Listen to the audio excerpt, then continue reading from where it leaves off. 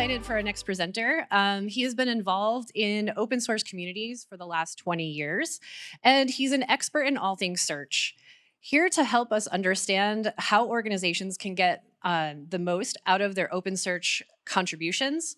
From Open Source Connections, please welcome Jeff Zemerick. Hi, everyone. Thanks for coming to my talk, and thanks to the organizers for putting this together. I would like to talk about how you can get the most out of your contributions to the OpenSearch project. We've heard a lot of great stuff about contributions that are needed to the project, but sometimes as a developer, it can almost feel a little bit one-sided. You're giving to the project, what are you getting back from it? So this is something that I have thought about in my head for a while, and this was a great opportunity for me to put these thoughts together, and I hope you find this beneficial. So about me, been around open source for about 20 years now. I'm the chair of the Apache Open NLP project. If there's anybody that loves NLP out there, hit me up later, love to talk about it. I'm a search relevance engineer at a company called OpenSource Connections. I'm passionate about open source communities. I want to help build open source communities. I want people to benefit from them. I reside outside of Pittsburgh. I'm still on East Coast time. All of my electronics haven't changed yet. I live with my wife and some ever-changing number of animals. If you ever become a foster for the Humane Society, you don't know how many animals you're going to have in your house when you go home. You have to take that up with your wife when she signs up for it. So that's always fun. Very rewarding, though. Highly encourage it. So Open Source Connections, where I work, we empower the world's search teams. We have meetups and conferences. I know there's at least a couple of people in here who are coming today who are on the Relevance Slack. I haven't met you. I hope to meet you at some point. But we help organizations and businesses to improve their search relevance. So when you hear from your customers that your search sucks, we're the people you can come to say, how can we make our search better? How can we make our results more relevant? We have different trainings, think like a relevance engineer training and our consulting. Our Haystack conference is a conference all about search relevance. It's usually held around April in the US. It's actually happening next week in Berlin over in Europe. So I know there's some European folks here. Check it out. So all things search relevance. We're also super happy to announce this week that our Splainer tool, which is a tool that you can use to help understand your relevance when you do your tuning, and also our tool called Cupid. That is a search relevancy workbench that allows you to capture human judgments from your search results. So when you improve relevance, you got to start somewhere, right? Cupid helps you do that. We are happy to announce that both of these tools now support OpenSearch. Thank you. Both of these tools are open source. They're available on GitHub, the Open Source Connections GitHub, under the Apache license. We have hosted versions. Check it out. Play with it. If you have any feedback, happy to hear it. So to get going, this talk is derived a lot from my personal experience. And it also references some industry research from over the years.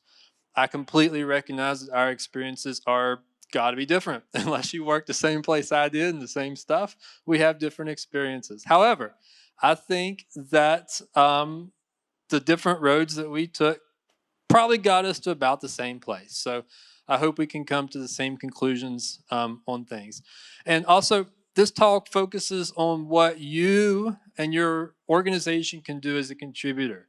There's a lot of other material out there about how to run an open source project like OpenSearch. That's not what I'm talking about here. I'm talking about what you as a contributor can do to get the most out of your contributions. My motivation, I think for you to understand where I'm coming from is important in this talk. So my motivation is that I want to help new users learn how to make quality contributions.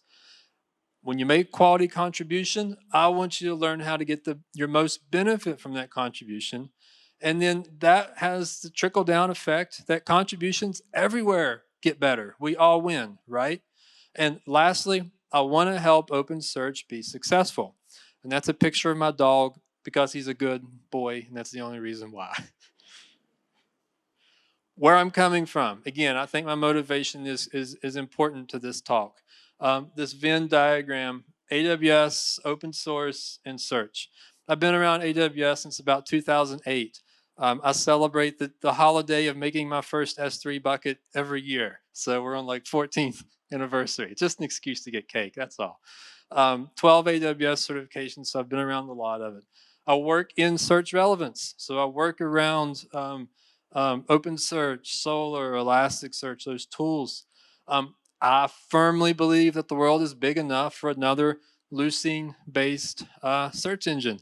I know in our last talk we heard maybe moving away from Lucene in the future and stuff. That's fine. I just think that we have two big players right now, and I'm not discounting some of the newer technologies, vector search and stuff, but I think we're definitely big enough that we can have a third player, and I'm really excited about that.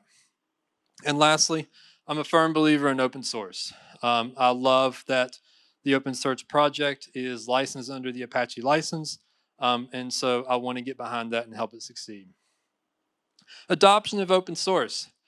90% of IT leaders are using open source today, 2021. It's almost today. 2020, companies are rapidly adopting it. Think back 5, 10, 20 years. Was that the case? No, absolutely not. People were scared of open source.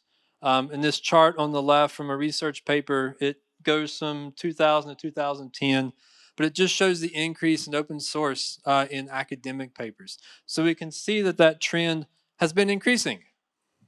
Let's keep that trend going.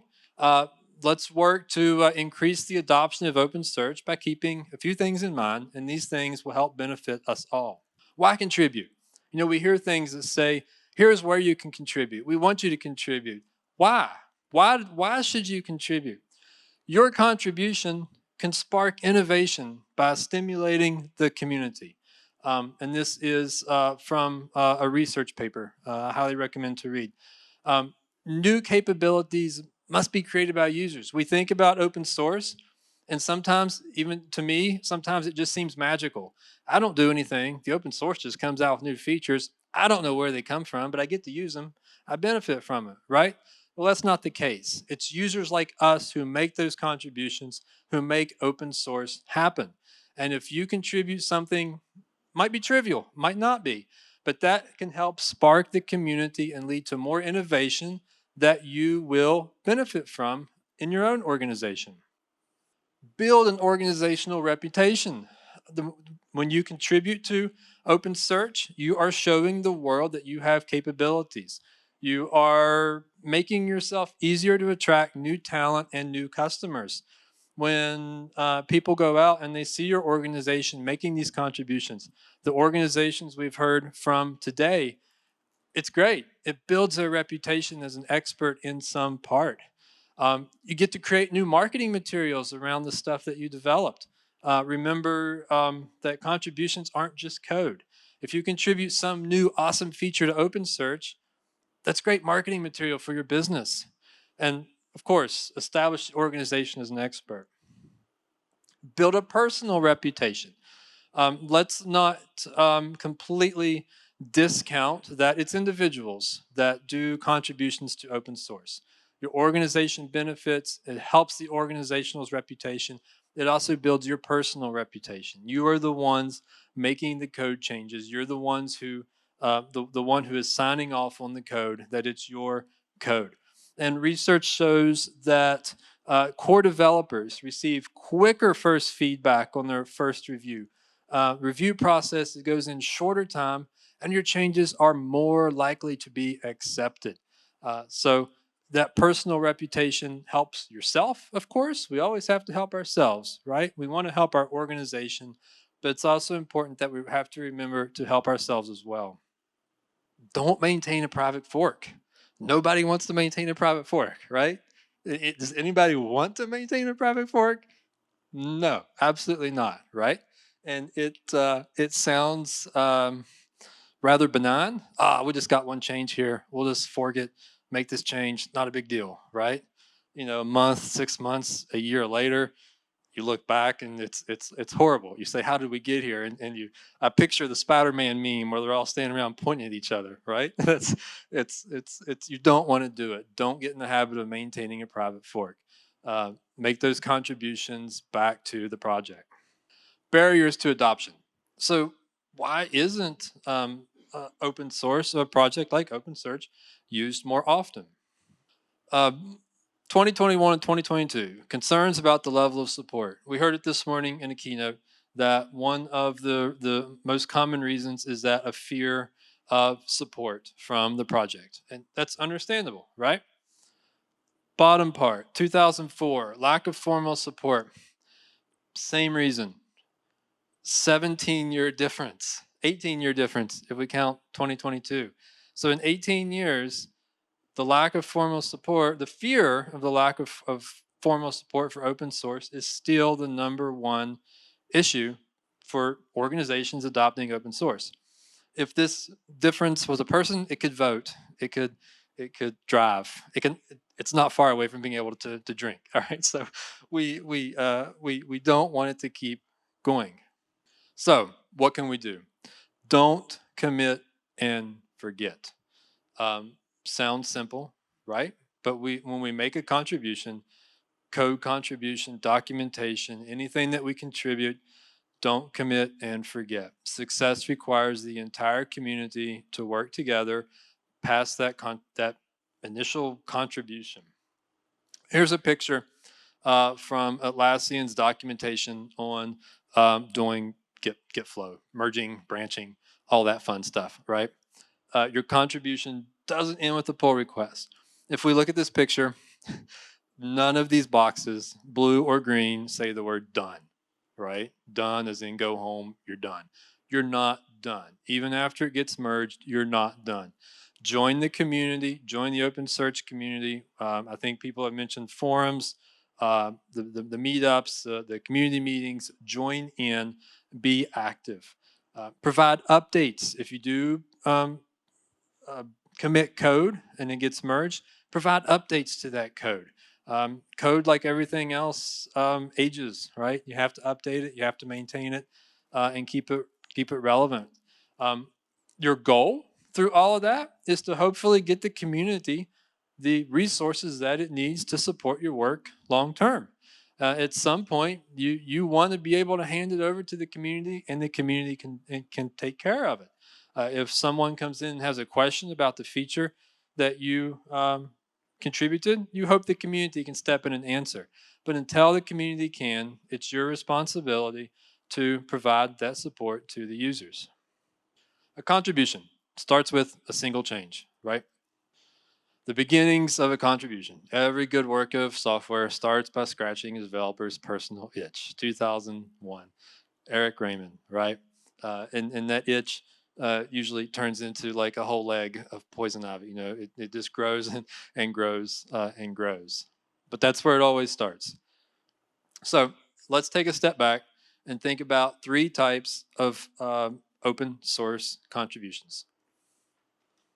And here I'm talking about contributions that add or modify functionality, not necessarily bug fixes, documentation updates, or non-code contributions. I'm not minimizing those types. Just in this illustration, divided up into 3 types of contributions. The first type, changes that are only useful to yourself and your organization. We all know them, right? This is where sometimes those private forks get started. We make these changes. There's something that we need that is very specific to us, and so we make the change and we don't commit it back. That change only lives somewhere in our Git repo that nobody really knows where. So it's probably something that you changed to make your life easier, right? It's for a very specific use case. Often, but not always, it's a small change. And sometimes it's actually not necessary.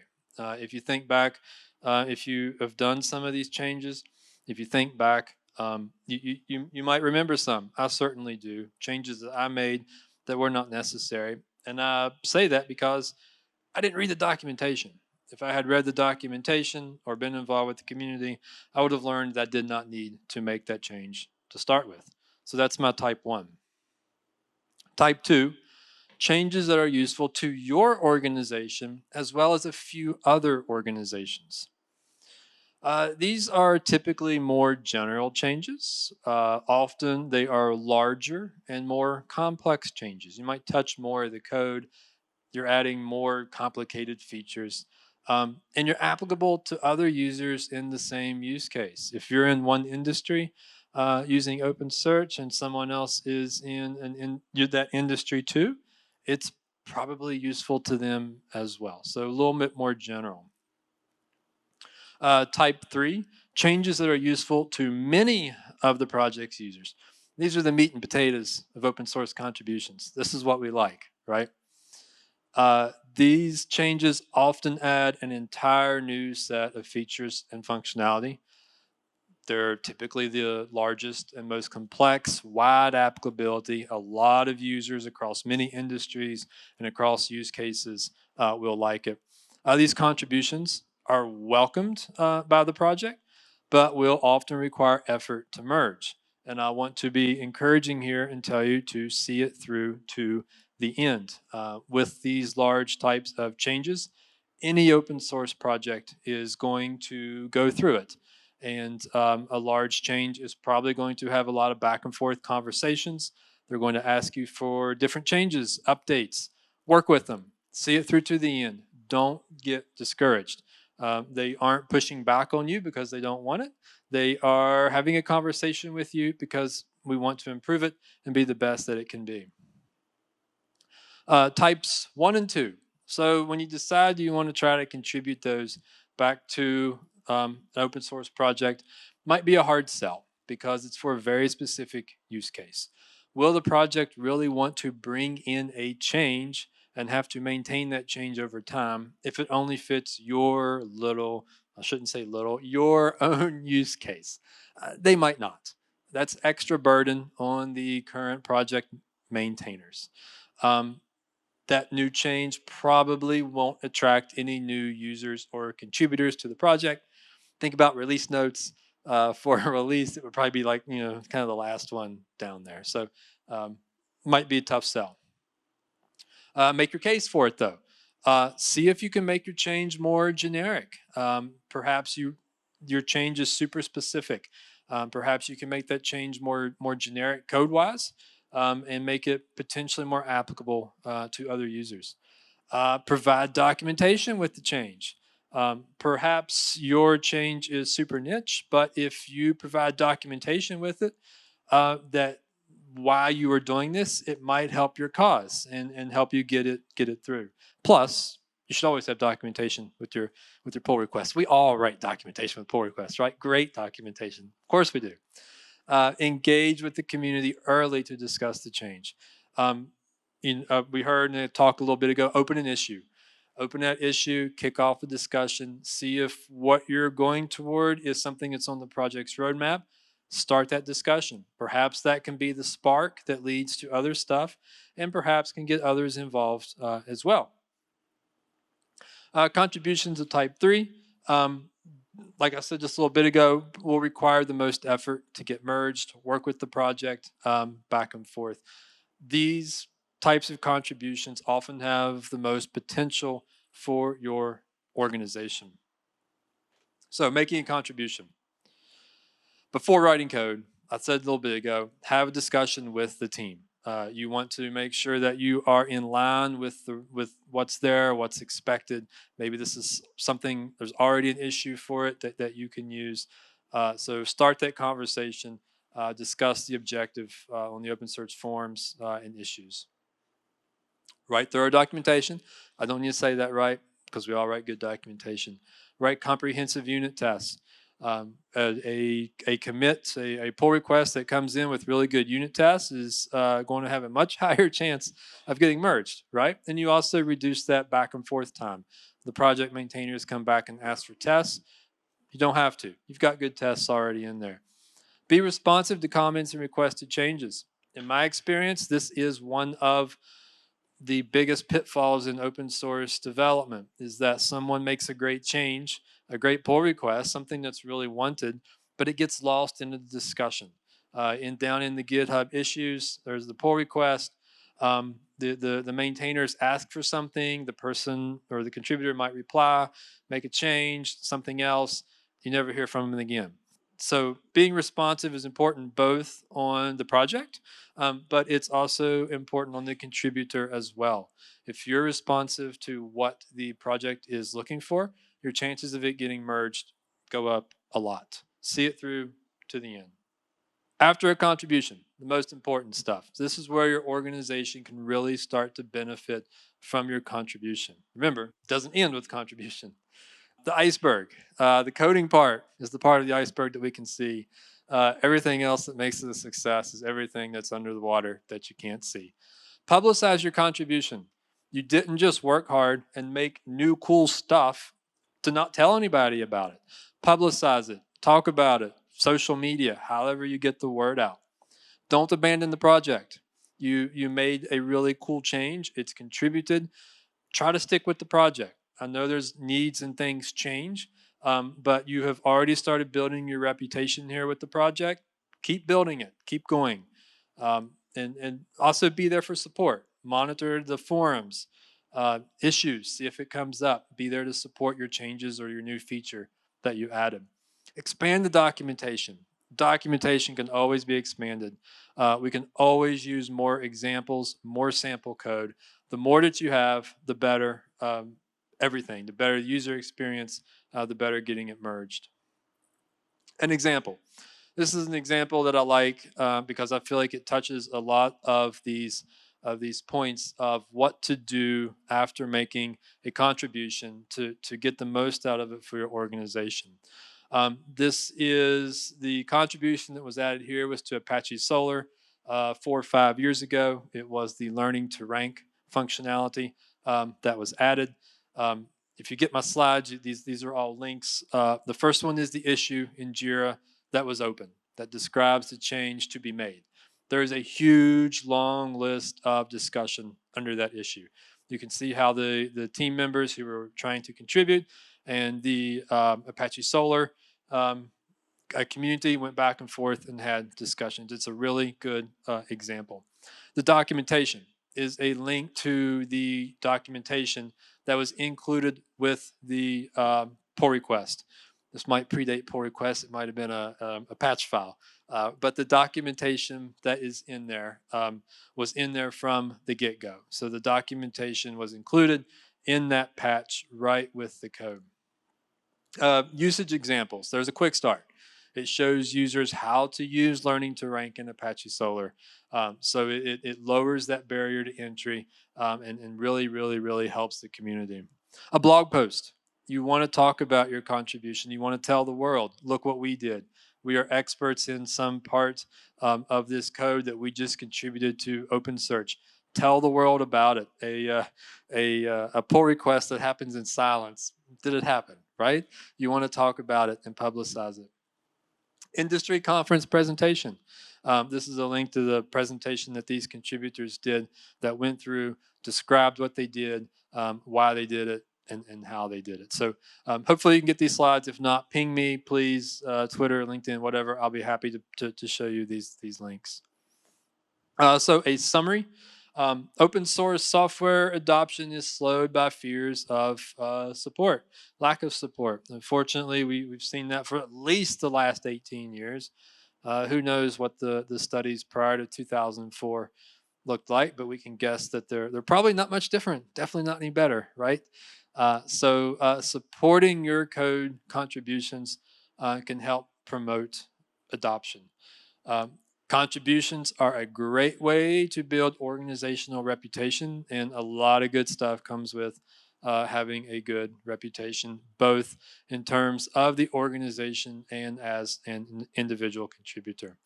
Plan your contributions, see them through, and use them to make your organization an expert in that subject.